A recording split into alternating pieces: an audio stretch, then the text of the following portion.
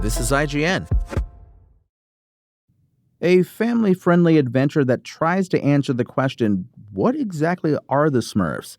This is your IGN review of Smurfs by Siddhant Adlakha. Rihanna is Smurfette, bellow the posters and trailers for the new Smurfs movie. As it turns out, what you see is what you get from Hollywood's most recent attempt at transforming the diminutive blue forest dwellers into big-screen stars. The Umbrella singer and Fenty mastermind does indeed voice the one and only female Smurf, following in the footsteps of fellow pop stars like Katy Perry and Demi Lovato. She even sings on occasion, a combination of in-world musical numbers, new toe tappers on the soundtrack, and one of her own club classics, making Smurfs the closest thing to a new Rihanna album since 2016. The rest is secondary, and assuming your local multiplex has air conditioning, Paramount Animation's offer to keep your preschooler occupied for 90 minutes makes for an unobjectionable escape from the sweltering heat. Despite a half-century history dating all the way back to their origins in the comics of Belgian writer and artist Peyo, the Smurfs have never really had a distinct identity, at least not one that stuck in people's minds the way current-day family movie critters like the Minions have.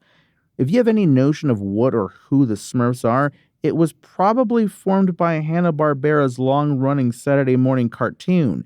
Names determined by a defining trait like Brainy Smurf or Hefty Smurf, or occupation like Baker Smurf or Dr. Smurf, a knack for infectious melodies, and a tendency to use the word Smurf as all manner of nouns, adjectives, and adverbs, like Smurf that. The new movie approaches this indistinctness head-on, focusing its hybrid of animation and live action on No-Name Smurf, played by James Corden, whose quest to find his place in the Smurfs' tiny village makes up the movie's first act and plays out with the broad delivery of kids' TV. Think like Dora the Explorer. But it isn't long before Smurfs takes on an almost stream of consciousness bent.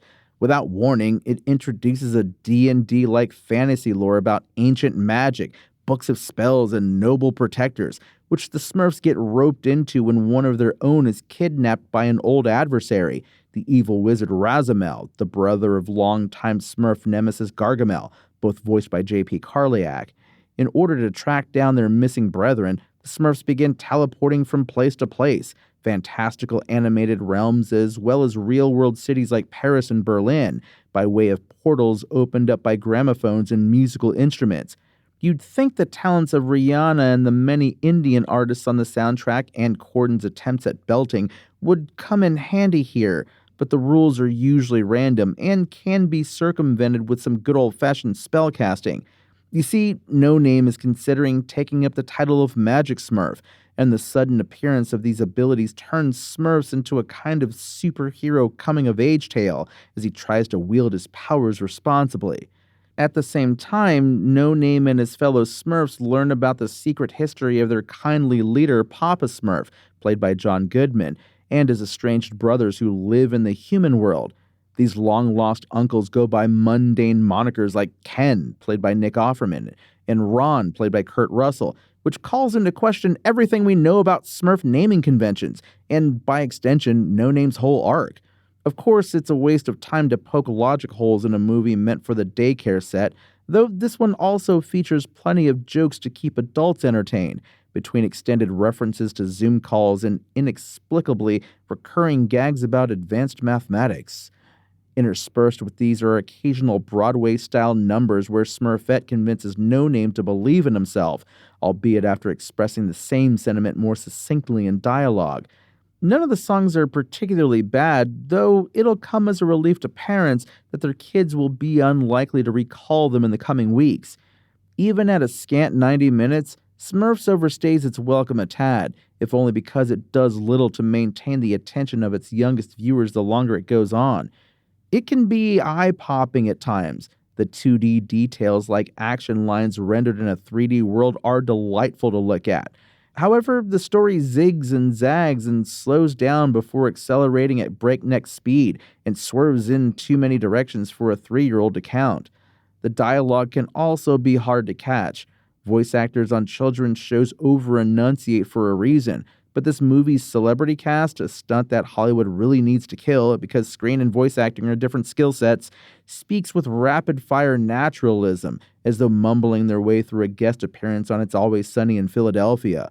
There are enough colors and sparkles to keep kids occupied for a time, though it's just as easy to see them getting restless, as was the case at my press screening when Smurfs begins repeating itself and relying too heavily on laughs from the grown-ups in the room.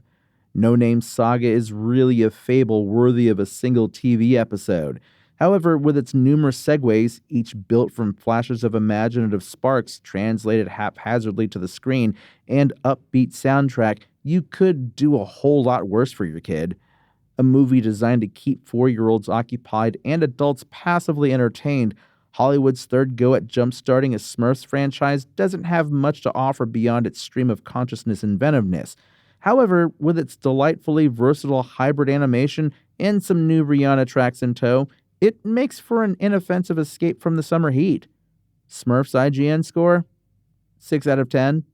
Thanks for listening to IGN. My name is Tony Jackson, and for the latest Smurfs updates, visit us at IGN.com. Spoken Layer.